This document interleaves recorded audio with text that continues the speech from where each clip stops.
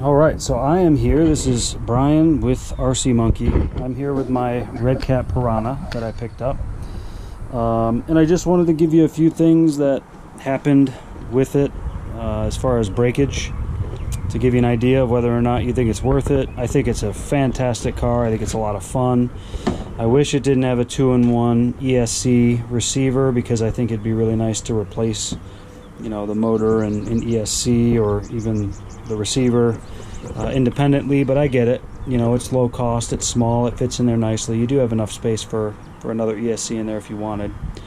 But I just wanted to run you through a couple of things that have broken on it. I've had it for a couple months now, and I've really beat the heck out of it. I try to jump as much as I can. I got little ramps, and I got a bunch of other stuff that I like to jump over, but I've bashed it pretty good, and I think I've put it through its paces enough to at least give you an honest review.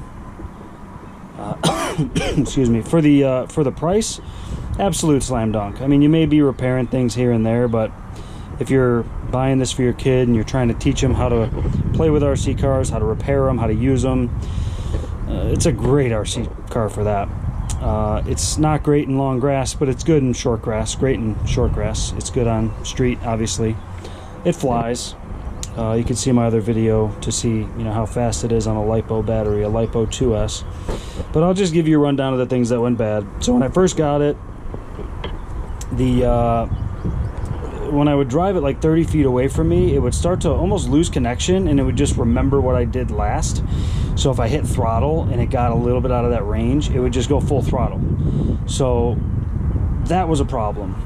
Long story short, I reached out to RedCat. They sent me a new 2-in-1 and a new remote, and that did fix it. It's still not perfect. I think it definitely has some issues on that side of things, but again, I'm not gonna say that's terrible, because for 130 bucks or whatever this thing is, you can't really expect the best of the best, right? So I kind of deal with it. It's a little squirrely sometimes, freaks me out sometimes, wants to do its own thing, but it's okay, it works out.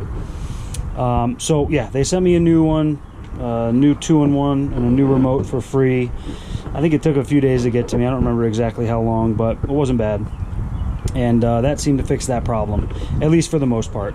Number two, when I did have that happen early on, when it did crash, I mean, it just decided to hit its own throttle, it flew off and hit a curb. It was a curb similar to that, nothing crazy. Had a little bit more of a round to it. This one's a little more square, but it ended up hitting the curb and flipping over. What did it break? I mean, it was not even a fast, it was going maybe 10, 15 miles an hour, but hey, it did it, right? It broke the bumper. I've already replaced that, and I've broken another bumper, so that's a waste of money. Probably don't even need the bumper, but I'll leave it on, because why not have a little cushion? So it broke the bumper. It broke this body mount tower, so both of these snapped off, and then I was stuck with nothing, so I couldn't even mount the body. I ended up flipping these around and putting the pins through these holes that you see here, so that worked at least for that day. But the thing that sucked the most is it broke the nipple off here, so I couldn't mount my battery in there. So I basically had a battery flopping around inside, and I still drove it, and the battery ended up falling out, and I just retired the car or at that point. But that seemed kind of crappy that broke off, so I got a new one of those. I bought all those parts. They didn't warranty them. I didn't ask them to warranty them, but I bought a new one of these, and a new bumper. I've also had a problem where the solder's come off of the motor, and I think it's just based on, it happens with the voltage that I have too, the ARMA voltage. This thing is so heavy, this I guess it kind of protects the current, or I don't even know what it does, but it's so heavy that when it bounces around, it ends up moving this back and forth, and those solders end up coming off. So I've had to solder it maybe 2 times, 3 times. Again, same thing happened on the ARMA voltage, so nothing crazy there, but it is something to keep in mind. Looks like I bent the tie rod recently. I don't remember doing that. It hasn't affected the way that it drives. It should. It's probably a little bit, you know, the wheel's a little bit straight up and down, or less straight up and down than it should be, kind of tilted inward, but it still drives and runs great, no problem. Other than that, no problems at all. I mean, that's a lot of stuff, it sounds like, but it has been a couple months, and I have really put it through its paces. I did replace the did replace the steering servo, with a Traxxas one that I had, just to see if that helped with the response of the steering servo. It didn't, and I think it's mainly because this servo saver is so weak. I mean, I could barely put any pressure on it, and it opens up the wheels. I mean, if you're reversing the car, it just goes back and forth like this. It doesn't allow you to reverse straight because of that. So I think if we could stiffen up that servo saver a little bit, that would help. I mean, obviously the servo saver is great because if I smash into something full speed, it just tilts it, you twist the wheels without moving the servo, as you can see. So that's nice. But at the same time, it kind of sucks because it doesn't give you the best handling. But again, overall, $130 car, why not, right? I think it's a great car for that money. And if I had to choose my first car for my kid's 3.5 years old and I have a 7-year-old. So if I had to choose between this and the Arma Voltage, I'd go Arma Voltage.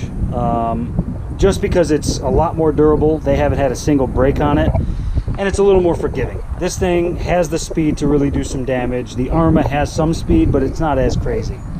The Arma has just been a much better vehicle for them. For me, being someone that is, you know, pretty enthusiastic about the hobby, I love this car. I think it's a fun little car. I don't worry about it. I just bash it and have fun with it. It's fast enough for me to bash, fast enough for me to jump. It amazes me sometimes at what it can do. So, you know, overall, I still would absolutely recommend this car. I think it's fun. But if you're looking for something to just have the kids bash the heck out of, not worry about breaking it constantly, probably want to go with the monster truck from Arma, that little I think it's $170, $180 Arma Granite. But overall, yeah, I hope this helps you decide whether or not the Piranha is something you want. I do believe it's a great little car, and I think you wouldn't be disappointed with it. Just be ready to do some little things to make it better, you know? Best of luck, and please subscribe if you enjoyed this video. I'd love to make more, and we'll see what happens.